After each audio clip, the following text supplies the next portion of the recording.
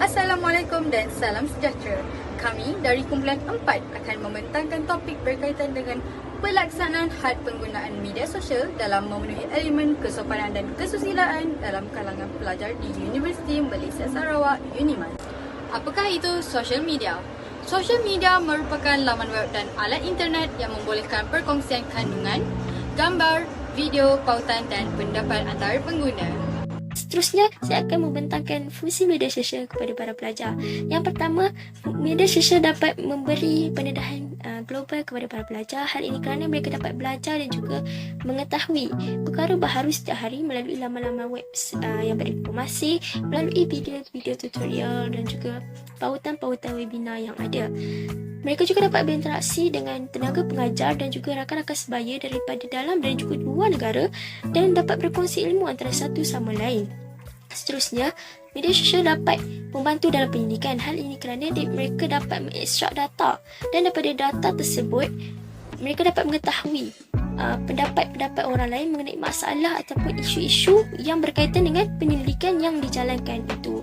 Yang seterusnya, ia dapat memberi peluang pembelajaran kepada para pelajar yang tidak mampu untuk hadir ke universiti. Contohnya, mereka-mereka yang duduk di pedalaman, mereka boleh menggunakan pembelajaran jarak jauh dengan menggunakan aplikasi seperti Zoom dan sebagainya. Antara jenis sosial media yang kerap sekali digunakan adalah seperti WhatsApp, Facebook, Telegram, Twitter, Instagram, TikTok dan YouTube.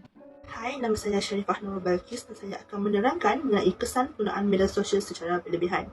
Yang pertama, kandungan media sosial oleh rakan-rakan boleh menimbulkan perasaan iri hati dan kepercayaan bahawa orang lain menjalani kehidupan lebih bahagia dan lebih berjaya. Hal ini kerana masyarakat kini sering berkongsi kebahagiaan dan keseronokan mereka di media sosial tanpa memikirkan kesan kepada orang lain yang melihat postingan mereka sama ada ia memberi kesan yang buruk ataupun baik. Yang kedua pula ialah penggunaan gadget dan media sosial secara berlebihan juga boleh menyebabkan masalah mental semakin terjadi. Terdapat kajian saintifik telah menyatakan kes-kes kekurangan keresahan melampau seperti anxiety disorder dan perilaku impulsif adalah disebabkan oleh ketalihan terhadap media sosial. Antara risiko yang lain yang turut meningkat adalah kesusahan sesetengah remaja memahami nuansa komunikasi dan emosi dalam interaksi sebenar. Mereka akan melanggan pakej internet untuk memudahkan proses melayari alam maya untuk bersosial dalam jaringan tanpa sepadan. Namun, corak sosial ini bukan sahaja telah mengubah dunia hari ini, malah telah mengubah personaliti bersosial seseorang daripada bersifat ekstrovert kepada introvert.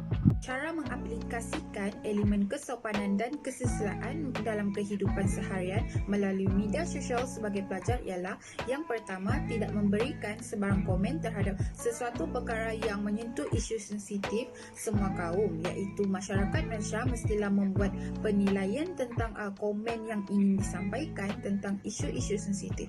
Yang kedua, memastikan maklumat yang diterima atau disebar adalah sahih. Perkara utama yang setiap individu perlu melakukan ialah menentukan sumber berita itu, tujuan penyebarannya dan implikasinya kepada masyarakat umum. Akhir sekali ialah menitikberatkan pendapat masing-masing sebelum memberi komentar terhadap sesuatu isu, iaitu mereka perlu menilai pendapat masing-masing serta perkataan yang akan digunakan semasa memberi komentar.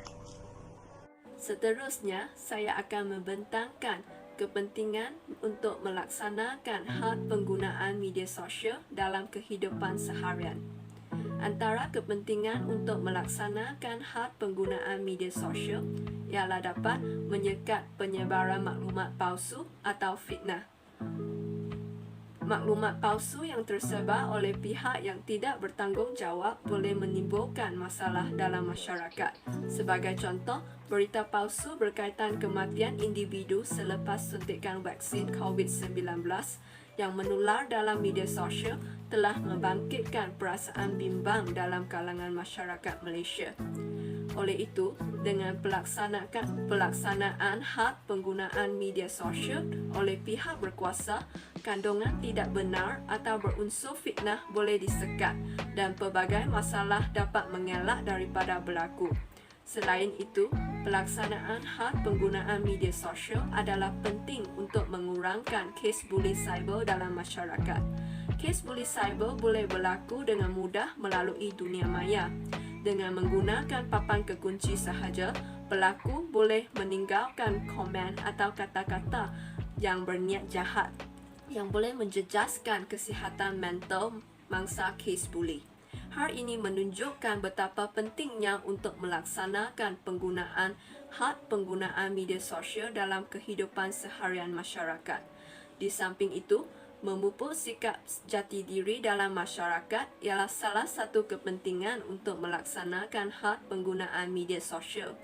Dengan adanya kawalan penggunaan, masyarakat akan lebih menjaga etika semasa menggunakan media sosial.